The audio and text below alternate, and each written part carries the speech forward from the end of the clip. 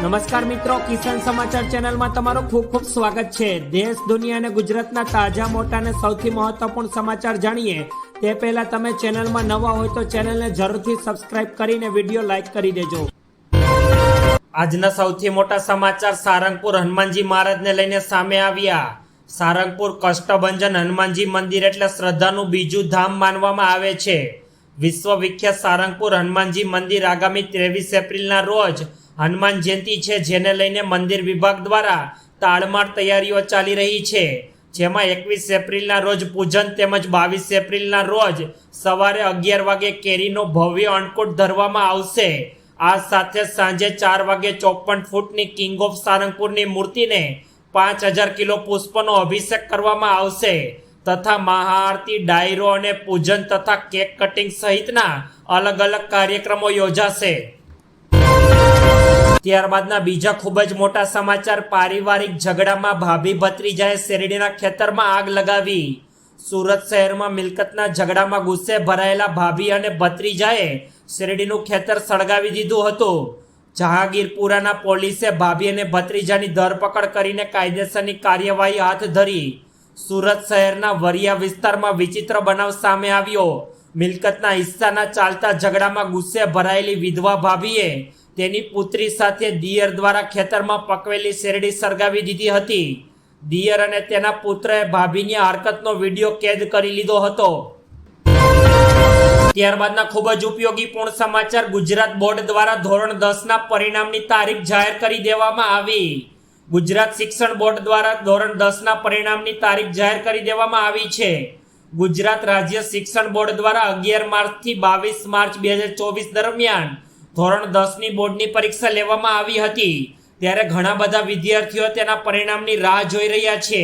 જણાવી દઈએ કે ગુજરાત માધ્યમિક અને ઉચ્ચતર માધ્યમિક શિક્ષણ બોર્ડ દ્વારા આગામી મે મહિનામાં ધોરણ 10નું પરિણામ જાહેર કરી દેવામાં આવશે, જે વિદ્યાર્થીઓને શિક્ષણ બોર્ડની સત્તાવાર વેબસાઇટ પરથી જોઈ શકશે। ત્યારબાદના સૌથી મહત્વપૂર્ણ સમાચાર, માત્ર 2 જ મહિનામાં સોનાના ભાવમાં મોટો વધારો, જાણો કારણ। છેલ્લા 2 મહિનામાં ભારતમાં સોનાના ભાવમાં ભારે વધારો થયો છે।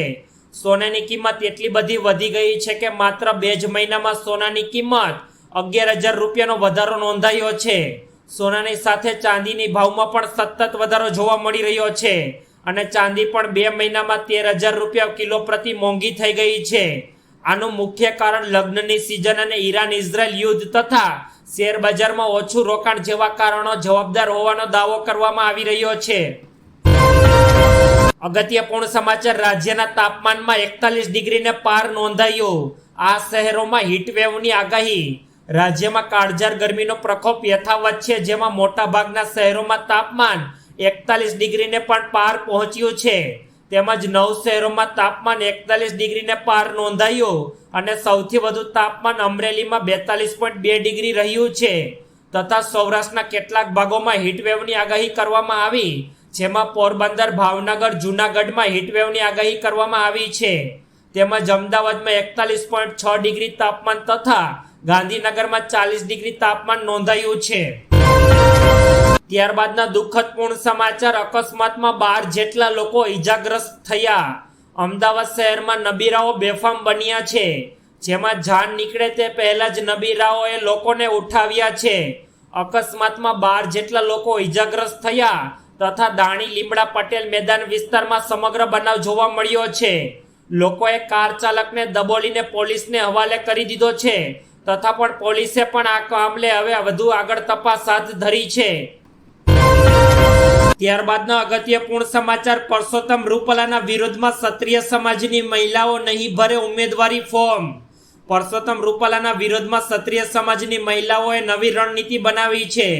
રાજકોટ બેઠકના ભાજપ ઉમેદવાર પરસોત્તમ રૂપાલાના નિવેદન બાદ ક્ષત્રિયોનો ગુસ્સો શાંત નથી થઈ રહ્યો, ત્યારે પરસોત્તમ રૂપાલા સામે ક્ષત્રિય સમાજની મહિલાઓ હવે લોકસભાની ચૂંટણીમાં ઉમેદવારી ફોર્મ નહીં ભરે તેવી જાહેરાત કરવામાં આવી છે।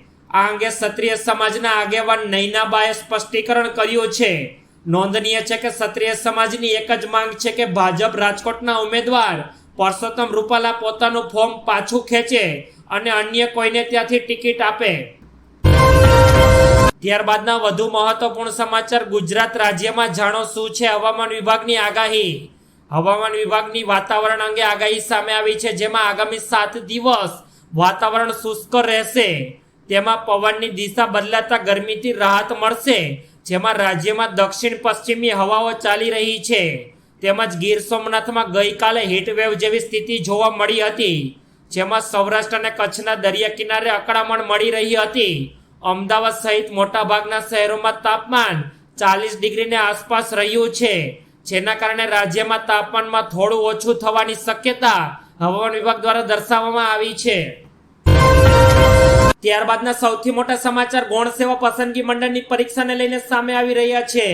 ગૌણ સેવા પસંદગી મંડળની પરીક્ષાને લઈને સૌથી મોટા સમાચાર સામે આવ્યા, જેમાં ગૌણ સેવા પસંદગી મંડળની પરીક્ષાઓ સ્થગિત કરી દેવામાં આવી છે. અત્યારની સૌથી મોટી ખબર, જુનિયર અને સિનિયર ક્લાર્કની પરીક્ષા પણ સ્થગિત કરી દેવામાં આવી. ગુજરાતમાં લોકસભાની ચૂંટણી લઈને પરીક્ષાઓ સ્થગિત કરવામાં આવી, જેમાં મિત્રો ટૂંક સમયમાં પરીક્ષાની નવી તારીખો સરકાર દ્વારા જાહેર કરી દેવામાં આવશે. ગુજરાત ગૌણ સેવા પસંદગી મંડળના સચિવ હસમુખ પટેલ દ્વારા સમગ્ર જાણકારી આપવામાં આવી છે, જેમાં 4 અને 5 મેના રોજ યોજાનારી તમામ પરીક્ષાઓ સરકાર દ્વારા સ્થગિત કરી દેવામાં આવી છે. ત્યારબાદના ખૂબ જ મહત્વપૂર્ણ સમાચાર પરસોત્તમ રૂપાલાને લઈને સામે આવી રહ્યા છે.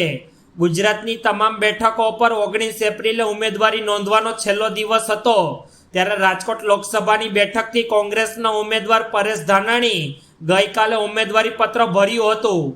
ઉમેદવારી પત્ર ભરતા પહેલા બહુમાળી ભવન ચોક પાસે રેસકોર્સના મેદાનમાં જાહેર સભા યોજવામાં આવી હતી. પરેશ ધાનાણી સભા સ્થળે પહોંચતા ક્ષત્રિયોએ તેનો તિલક કરી પાઘડી પણ પહેરાવીને તેનું સ્વાગત કર્યું હતું. આ જાહેર સભામાં શક્તિસિંહ ગોહેલ તથા પૂર્વ ધારાસભ્ય પ્રતાપ દુધાતાએ નિવેદન સામે આપ્યું છે. ત્યારબાદના મહત્વપૂર્ણ સમાચાર યુવરાજસિંહ જાડેજાને લઈને સામે આવી રહ્યા છે. રૂપાલાના એક નિવેદનને લઈને ક્ષત્રિય સમાજ લાંબા સમયથી આંદોલન કરી રહ્યું છે, ત્યારે ગુજરાતમાં અલગ અલગ જગ્યાઓ પર ક્ષત્રિય સમાજ વિરોધ નોંધાવી રહ્યો છે. યુવા નેતા યુવરાજસિંહ જાડેજાનું કહેવું છે કે સંકલન સમિતિ પર લોકોએ ભરોસો રાખ્યો છે, તો સંકલન સમિતિ જે પણ જાહેરાત કરશે તેની સાથે ઊભા રહીશું. સાથે સાથે અમારી લડાઈ ડંકાની ચોટ પર છે. સમાજે સંકલન સમિતિ પર ભરોસો રાખ્યો છે અને તેના નિવેદન પર ઊભું રહેવું જોઈએ. ત્યારબાદ અમિત શાહ દ્વારા મોટું નિવેદન સામે આવ્યું, જેમાં અમિત શાહ ગાંધીનગરની બેઠક પરથી ઉમેદવારી નોંધાવી, જેમાં ગાંધીનગર લોકસભાની બેઠકથી ઉમેદવારી ફોર્મ પણ ભર્યું, જેમાં મુખ્યમંત્રી ભૂપેન્દ્ર પટેલ અને હર્ષ સંઘવી પણ હાજર રહ્યા હતા. ત્યારે ઉમેદવારી પત્ર ભરીને અમિત શાહે સંબોધન કર્યું, જેમાં અમિત શાહે જણાવ્યું કે લોકસભા માટે ગાંધીનગરથી ઉમેદવારી ફોર્મ ભર્યું છે. મારા માટે આ ખૂબ જ ગૌરવની ક્ષણ છે. એક કાર્યકર્તાથી સંસદ સુધી બૂથ લેવલ પર હું પહોંચ્યો છું. મને અહીંની જનતાએ હંમેશા આશીર્વાદ આપ્યા છે અને આ વખતની ચૂંટણી નરેન્દ્રભાઈને 3જી વાર પીએમ બનાવવા માટેની છે.